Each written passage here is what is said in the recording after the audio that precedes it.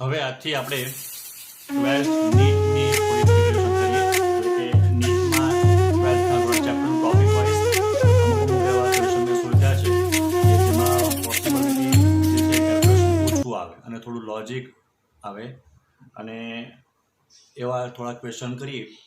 અત્યારે હું પહેલાં તમે વિડીયો મોકલું છું, પછી આપણે એવું કરીશું કે જેમાં પહેલાં હું તમને એપ ઉપર ક્વેશ્ચન પેપર અથવા જે આખા ક્વેશ્ચન છે એ મોકલી આપીશ, તમે સોલ્વ કરશો અને પછી એનું સોલ્યુશન હું તમને વિડીયો સોલ્યુશન મોકલાવીશ જેથી તમને પ્રેક્ટિસ પણ થાય. તો સ્ટાર્ટ કરીએ. પહેલાં ટોપિક જે છે આપણો એ વિદ્યુત ભાર અને કુલમનો નિયમ, આપણું જે પહેલું ચેપ્ટર છે એમાંથી ટોપિક છે. Question number 1. Two uncharged metal spheres L and M are in contact. A negatively charged rod is brought close to but not touching L as shown in the figure. Two spheres are slightly separated and the rod is then withdrawn. As a result, the spheres are charged. અહીંયા આપણને એવું કીધેલું છે કે L અને આ M જે છે આ બે વાહક ગોળાઓ છે. આ નેગેટિવલી ચાર્જ ઋણ વિદ્યુતભારી સળિયો લાવવામાં આવે એટલે આ એલ ઉપર જે ઋણ વિદ્યુતભારિત ઇલેક્ટ્રોન અથવા ઋણ વિદ્યુતભાર હશે એના ઉપર ઋણ વિદ્યુતભારનું અપાકર્ષણ લાગવાનું. એટલે શું થશે તો એ એમ પર જતા રહેવાના, કારણ કે તે સમયે બંને એકબીજાના કોન્ટેક્ટમાં છે. એટલે એલ પરથી વિદ્યુતભાર જે છે તે એમ પર જવાનો, એ એમ ઉપર જાય એટલે એમ ઉપર ઋણ વિદ્યુતભારિત થવાનો, વધી જવાનો. જે એલ પરથી ઋણ વિદ્યુતભાર એમ પર જવાનો એને અનુરૂપ એલ પર શું થવાનું તો ધન વિદ્યુતભાર પ્રેરિત થવાનો. એટલે એલ જે છે તે ધન વિદ્યુતભારિત બને. પછી બંનેને સેપરેટ કરી દીધા, સળિયાને છે તે દૂર કરીએ તો એલ જે છે તે પોઝિટિવ ચાર્જ બનશે અને એમ જે છે એ આપણે એમ કહી શકાય કે નેગેટિવ ચાર્જ બનશે. Next question. The circular object has an electrical charge of +1 millicoulomb. The square object has an electrical charge of -2 millicoulomb. Which pair of the arrows best represent the force of the charges if arrows length are proportional to the magnitude of the force? પહેલાં તો અહીંયા બંને વિજાતીય વિદ્યુતભાર છે. વિજાતીય વિદ્યુતભાર ઉપર આકર્ષણ લાગે એટલે કે બંને વિદ્યુત જે છે સર્ક્યુલર અને સ્ક્વેર ઓબ્જેક્ટ બંને એકબીજા પર આકર્ષણ બળ લગાડશે. કુલમના નિયમ પ્રમાણે આપણે એમ કહી શકાય કે બંને ઉપર લાગતું બળ એ વિદ્યુતભારોના મૂલ્યના ગુણાકારના સમપ્રમાણમાં. બરાબર, અંતર તો બંનેમાં સરખું લેવાનું છે કારણ કે અંતરની કોઈ વાત કરેલી નથી. એટલે પહેલો જે ઓપ્શન છે તેમાં જો કે એ ઉપર જે છે એરો નાનો છે, બીજામાં બી ઉપર નાનો છે, ત્રીજામાં જે છે બંને સેમ છે અને ચોથામાં દિશા કંઈક જુદી છે. એટલે આ ત્રણ ઓપ્શનમાંથી એક ઓપ્શન હોઈ શકે, પણ બેસ્ટ ઓપ્શન કયો છે તો આ બંને એકબીજા પર સમાન બળ લગાડશે. કારણ કે જેટલો સર્ક્યુલર જે છે બળ એ સ્ક્વેર પર લગાડે એટલું જ બળ સ્ક્વેર સર્ક્યુલર પર લગાડે. એટલે ઓપ્શન સી એ સાચો જવાબ છે. Next question. Two small spheres with the masses m1 and m2 hang on a weightless insulating thread with L1 and L2. Two spheres carry a charge of Q1 and Q2 respectively. The spheres hang with such that they are at the level with one another and threads are inclined to the vertical angles θ1 and θ2. Which of the following condition is required for θ1 and θ to be equal? એટલે કે આપણે આ દાખલો ઘણી વખત આવી ગયો છે આ રીતનો, પણ એમાં બધું કેલ્ક્યુલેશન હતી. અહીંયા આપણને એમ કીધેલું છે કે બે જે ગોળાઓ જે છે એને એક જ સામાન્ય બિંદુથી આધાર બિંદુ લટકાવેલી દોરી ઉપર બાંધેલા છે. ગોળાના દળ m1 અને m2 છે, દોરીની લંબાઈ L1 અને L2 છે. બંને દોરી જે છે એ બંને દોરી શિરોલંબ સાથે જે ખૂણો બનાવે એ ખૂણા સરખા થવા માટેની શરત કઈ? તો જો આ માટેનું જે સૂત્ર છે તે આપણે ઘણી વખત આવ્યું કે ટેન્જન્ટ થીટા ઇક્વલ્સ ટુ વિદ્યુત બળના છેદમાં વજન બળ. તો વિદ્યુત બળ તો હંમેશા સમાન જ થશે. વિદ્યુત બળ કેવું થવાનું? સમાન થવાનું. કેમ? કારણ કે વિદ્યુત બળ જે લાગવાનું એ બંનેના પ્રોડક્ટના સમપ્રમાણમાં, અત્યારે આપણે જોઈએ ગુણાકારના સમપ્રમાણમાં. એટલે ઓપ્શન બી નહીં આવી શકે કે Q1 અને Q2 સમાન હોય જરૂરી નથી. હોય તો પણ ચાલે, ન પણ હોય તો પણ ચાલે, પણ વજન બળ બંનેનું સમાન હોવું જોઈએ. તો વજન બળ માટે m1 બરાબર m2 હોવો જરૂરી છે. બીજું જે વિદ્યુત બળ જે આવશે તો વિદ્યુત બળની અંદર આપણને જે આવશે તે F જે છે એ કે Q1 Q2 અપોન બે ગોળા વચ્ચેનું અંતર, ને બે ગોળા વચ્ચેનું અંતર જે છે એ દોરીની લંબાઈ ઉપર આધાર રાખશે. એટલે દોરીની લંબાઈ પણ સમાન હોવી જોઈએ. એટલે કે આમાં બે ઓપ્શન આવશે. આ મોર દેન વન કરેક્ટ પ્રકારનો આન્સર છે, પણ એ આપણે જોઈ લઈએ કે એકાદ બે ઓપ્શન આપેલો હોય કદાચ એક્ઝામમાં તો પણ આમાં બે ઓપ્શન સાચા છે. એક છે પહેલો ઓપ્શન જે છે એ m1 = m2, બંને ગોળાના દળ સમાન હોવા જોઈએ. અને બીજા જે છે તે L1 બરાબર L2 હોવું જોઈએ. Next question. Two particles each of M and carrying charge Q are separated by some distance. If they are in equilibrium under mutual gravitational and electrostatic force, then Q upon M in coulomb per kilogram is order of. તો easy example છે. તો બંનેના આપણે એમ કહી શકાય કે કેવા બળ સમાન થવા જોઈએ. એવી રીતના છે કે જેથી વિદ્યુત ભાર લાગતું કોલંબીય બળ અને ગુરુત્વાકર્ષણ બંને એકબીજા પર સમાન થવું જોઈએ. તો ગુરુત્વાકર્ષણ માટે આપણે એમ કહી શકાય કે G(m1 m2 upon r2) બંનેનું દળ સમાન છે, કે Q1 Q2 upon r2 બંનેના વિદ્યુત ભાર સમાન છે. બરાબર. તો Q/m ઇક્વલ્સ ટુ વર્ગમૂળની અંદર G/k, કારણ કે અહીંયા સ્ક્વેર થવાનો. તો હવે જે બધી વેલ્યુ મૂકીએ આપણી તો આન્સર જે છે આપણો આ આવે. તો આપણને જે ઓપ્શન આપેલા છે તો ઓપ્શન પ્રમાણે જોવા જઈએ તો ઓપ્શન જે છે બી માં 10⁻10 ઓર્ડર ઓફ આપણને પૂછેલું છે. આપણને એક્ઝેક્ટ આન્સર નથી પૂછેલો, આપણને ખાલી એટલું કીધેલું છે કે ભાઈ કયા ઓર્ડરનું છે. તો આન્સર આવશે બી.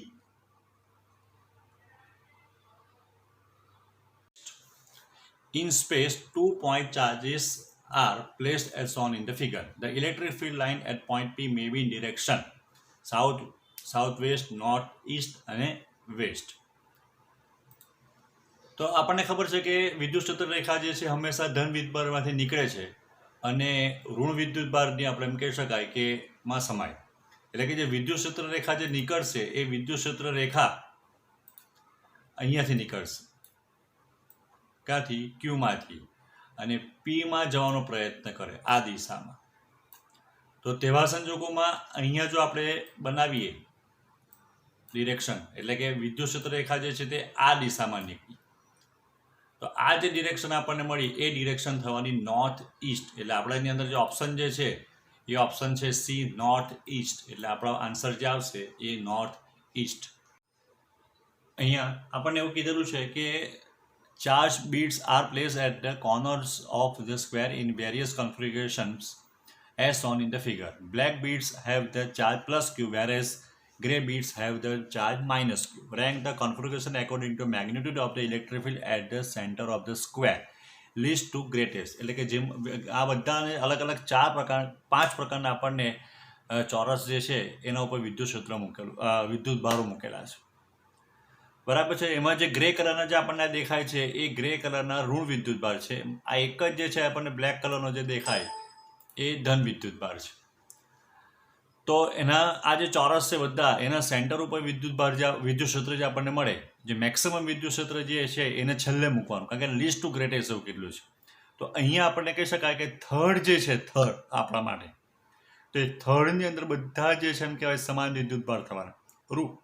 એટલે આ જગ્યા ઉપર આનું જે વિદ્યુત ક્ષેત્ર શોધવામાં આવશે તો અહીંયા બધાના વિદ્યુત ક્ષેત્ર વિરુદ્ધ દિશામાં, એટલે આ જગ્યા ઉપર વિદ્યુત ક્ષેત્ર કેવું થવાનું?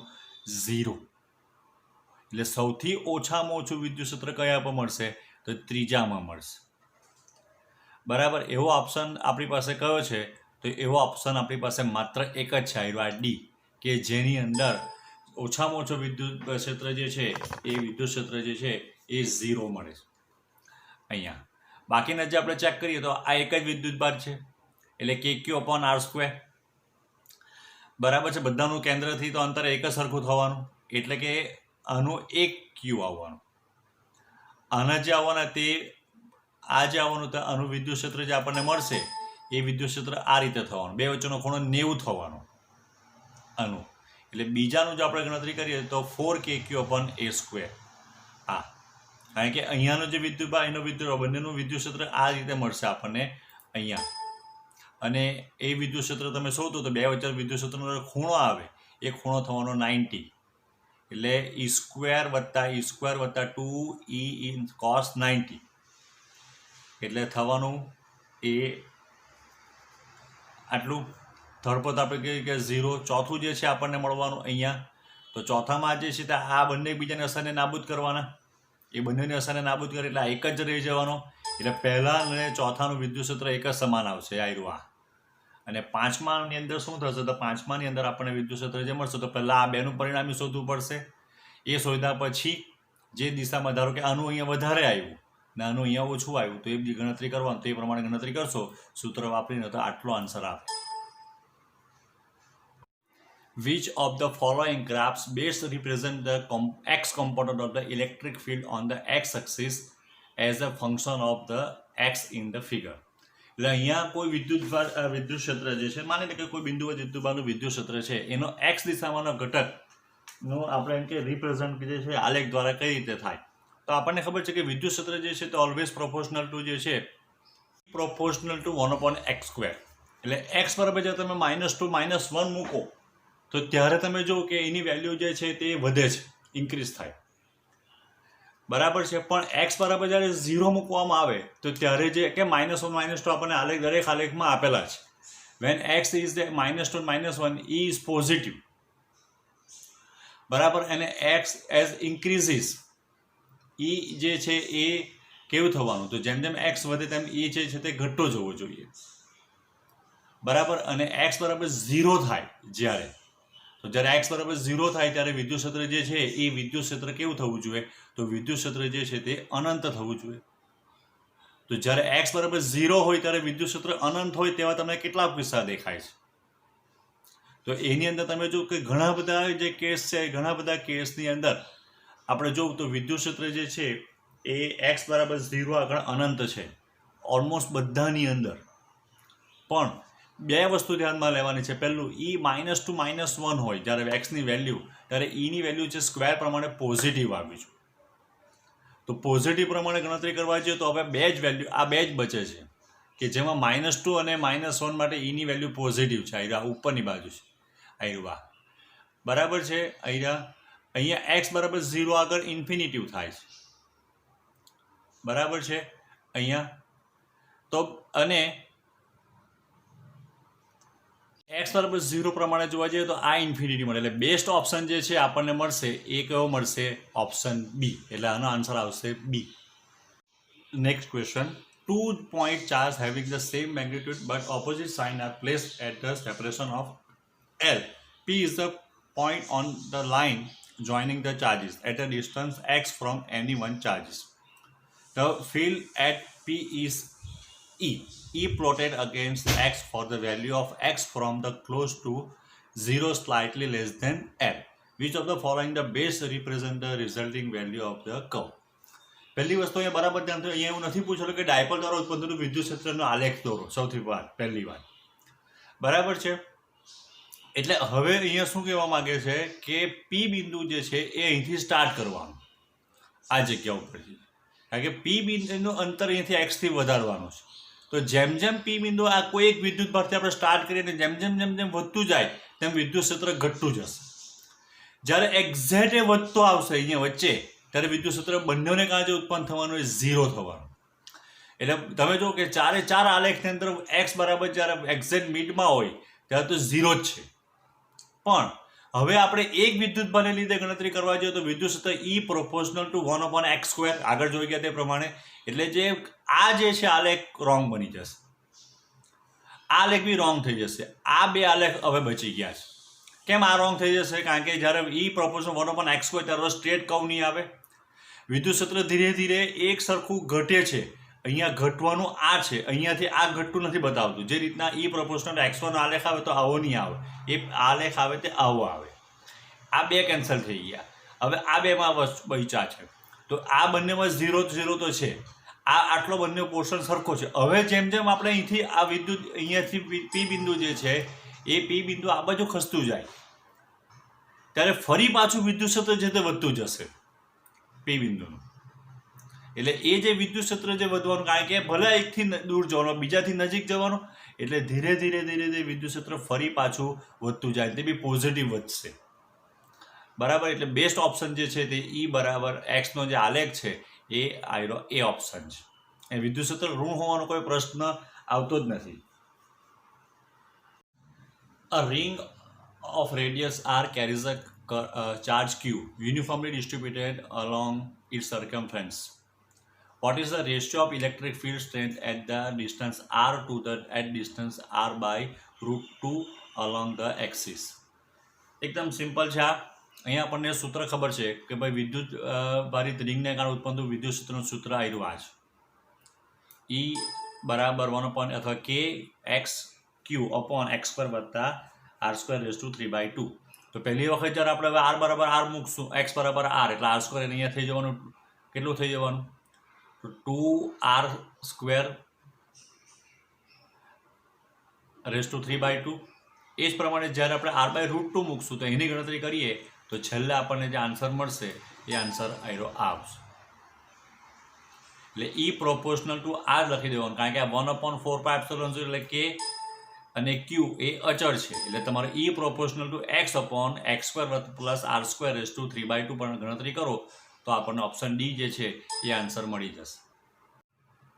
An electron is placed initially at rest in constant uniform gravitational and constant uniform electrical field as shown in the figure. What is the quantitative is the shape of trajectory of the electron. એટલે કે જે electron અહીંયા સ્થિર છે બરાબર, એના ઉપર જે બે વિદ્યુત ક્ષેત્ર અહીં આ દિશામાં અને ગુરુત્વાકર્ષણ બળ આ દિશામાં લાગે તો ઇલેક્ટ્રોન પર શું થશે? તો ઇલેક્ટ્રોન ઉપર જે વિદ્યુત બળ જ્યારે લાગવાનું બરાબર છે તો હવે એના લીધે શું થશે કે ઇલેક્ટ્રોન ઉપર જે વિદ્યુત બળ તે વિદ્યુત ક્ષેત્રની વિરુદ્ધ દિશામાં, એટલે આ દિશામાં બળ લાગવાનું. એ દિશામાં, કઈ દિશામાં? વિદ્યુત ક્ષેત્રની વિરુદ્ધ દિશામાં બળ લાગે. ગુરુત્વાકર્ષી બળ તો નીચે જ લાગવાનું, એટલે જે પરિણામી જે બળ આવવાનું એ પરિણામી બળ જે છે એ પરિણામી બળ આ વિદ્યુત બળ થઈ ગયું Fe, આ ગુરુત્વાકર્ષી બળ થઈ ગયું. આ બંનેનું જે પરિણામી જે બળ આવવાનું એ પરિણામી બળ આ દિશામાં આવવાનું, એટલે ઓપ્શન ડી એ સાચો બનશે. એનો પથ કયો આવશે? તો એ આ ડિરેક્શનમાં જવાનો. A negatively charged particle is moving in the positive x direction. When enters a region with a uniform electric pointing in the x direction, which graph gives the position as a function of the time correctly. એટલે કે અહીંયા આપણને એમ પૂછેલું છે કે ભાઈ electron જે છે એ electron અથવા ઋણ વિદ્યુતભાર ગતિ કરે છે અને ધીરે ધીરે એ એવા રિજનમાં દાખલ થાય જે રિજનની અંદર આપણે એમ કહી શકાય કે વિદ્યુત ક્ષેત્ર જે છે એ સમાન વિદ્યુત ક્ષેત્ર છે. આપણે એ વિદ્યુત ક્ષેત્ર કઈ ડિરેક્શનમાં આપેલું છે? ક્ષેત્ર બી એક્સ ડિરેક્શનમાં છે, તો માની લે કે આ જે છે એ વિદ્યુત ક્ષેત્ર છે એ એક્સ ડિરેક્શનમાં. ઋણ વિદ્યુતભારિત એટલે આપણે કહી શકાય કે ભાઈ ઇલેક્ટ્રોન, તો આ જે ઇલેક્ટ્રોન જે છે એ ઇલેક્ટ્રોન બી આ દિશામાં જ ગતિ કરે. તો ઇલેક્ટ્રોન જેવો આ દિશામાં ગતિ કરશે એટલે શું થશે? તો એને એની ગતિની વિરુદ્ધ દિશામાં બળ લાગવાનું, વિદ્યુત બળ, એટલે એની અંદર પ્રતિપ્રવેગ ઉત્પન્ન થવાનો. એટલે પહેલાં શું હતું, જેમ જેમ એ આગળ જતો હતો તેમ તેમ શું થશે? તો એમ કે એ અંતર તો કાપશે, એટલે કે એનું જે મૂળ સ્થાન હતું એ મૂળ સ્થાનથી ધારો કે વિચાર કરીએ તો જેમ જેમ હવે ઇલેક્ટ્રોન જે છે એ પહેલાં એનું મૂળ સ્થાન અહીંયા હતું, વિદ્યુત ક્ષેત્ર લાગી ગયું, અહીંયાથી વિદ્યુત ક્ષેત્ર લાગવાનું સ્ટાર્ટ થયું, એટલે ધીરે ધીરે ધીરે ધીરે ધીરે ધીરે એ અટકી જશે. એ જેવો અટકી જાય આ જગ્યા ઉપર એટલે શું થશે અહીંયા? તો એનો વેગ જે છે તે 0 થઈ જશે. વેગ 0 થઈ જાય એટલે આપણને ખબર છે કે આ જે એક્સ વિરુદ્ધ ટીનો આલેખ જે છે તો આ જગ્યાએ વેગ એનો કેવો થઈ જાય? 0 થઈ જાય. પણ હજુ બી બળ જે છે તે આ દિશામાં એને લાગવાનું, એટલે ફરી પાછો ઇલેક્ટ્રોન જે છે તે આ દિશામાં ગતિ કરવાનું, એટલે ફરી પાછું જે છે એક્સ એ વધવાનું અને ફરી પાછું જે છે ઓરિજિનલ સ્થિતિમાં આવી જવાનું. એટલે ઓપ્શન સી જે છે એ સી આપણા માટે બેસ્ટ ઓપ્શન છે અથવા સાચો ઓપ્શન છે.